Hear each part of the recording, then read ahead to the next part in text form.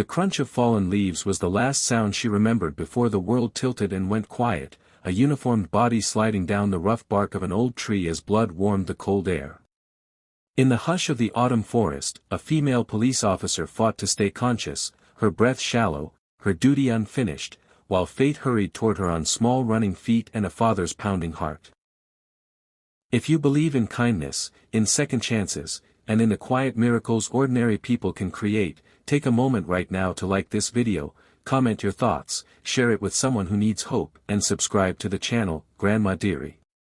Your support keeps stories like this alive. She had come to the forest chasing a shadow of a lead, the kind that never waits for backup and never promises safety. The trail twisted through tall trees dressed in gold, sunlight slicing through branches like promises that didn't last. When the pain hit, it was sudden and cruel, a reminder that courage does not make anyone invincible. She pressed her back to the tree, uniform streaked with dirt, the badge on her chest catching the light as if asking the forest to remember her name. Every sound grew distant. The radio on her belt lay useless, and the path felt endless. She thought of the people she protected every day, of nights spent choosing service over comfort, and of the quiet fear that this might be the place where her story ended. Not far away, a single father walked with his daughter, the forest their refuge from a life that had demanded too much from them too soon. He had learned how to be both strong and gentle after loss carved him open, how to work long hours and still kneel to tie small shoes, how to smile when the future felt uncertain. His daughter skipped ahead, curiosity tugging her forward, her laughter threading through the trees like a lifeline. She was too young to understand the weight her father carried, but old enough to notice when the world asked for help. When she saw the still figure by the tree, her steps slowed, wonder turning into concern, and something ancient and brave rose in her small chest. They approached with caution and care, the father's instincts flaring as he recognized the uniform and the danger etched into the woman's face.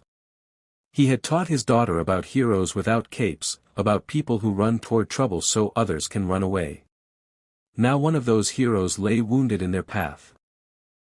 The father felt fear, the kind that argues for distance, but responsibility answered louder. He checked her breathing, steadied her head, and used what little he had, his jacket, his phone, his resolve, to keep her anchored to the moment.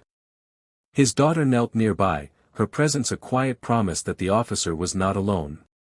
The forest seemed to hold its breath as time stretched thin, each second pressing against hope. The weight was heavy.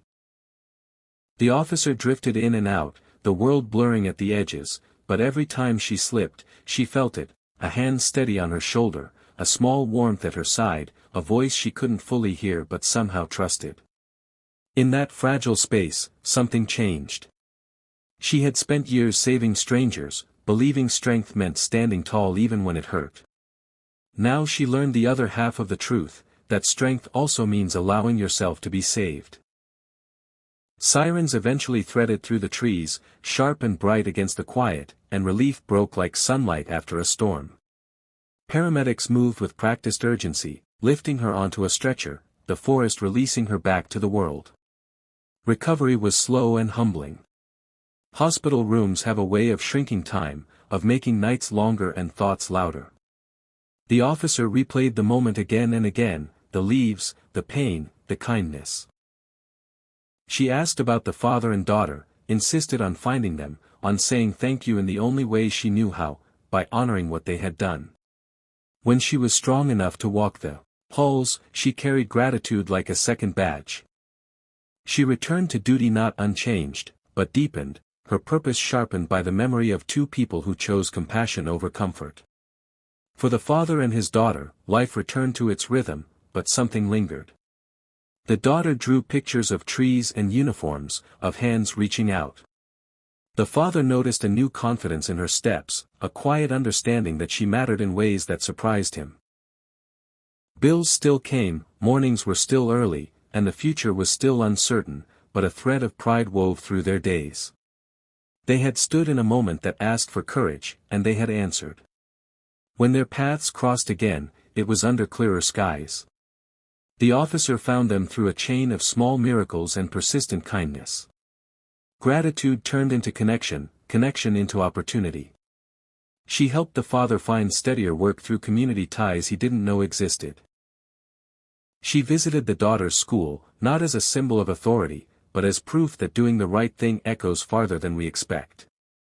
The forest became a memory they shared, a reminder that lives intersect for reasons we may never fully understand.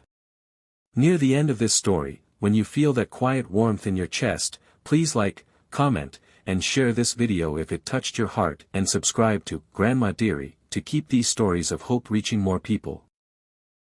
Your engagement truly matters. Special request: before the ending, comment below with one word that describes how this story made you feel. In the end, the miracle wasn't just survival. It was the way 3 lives braided together, changing the direction of each other's days. A single dad learned that his example had already shaped a hero. A daughter learned that bravery can be gentle and small. A female cop learned that saving lives is not a one-way street. And somewhere in a forest dressed in gold, kindness proved it still knows how to find us.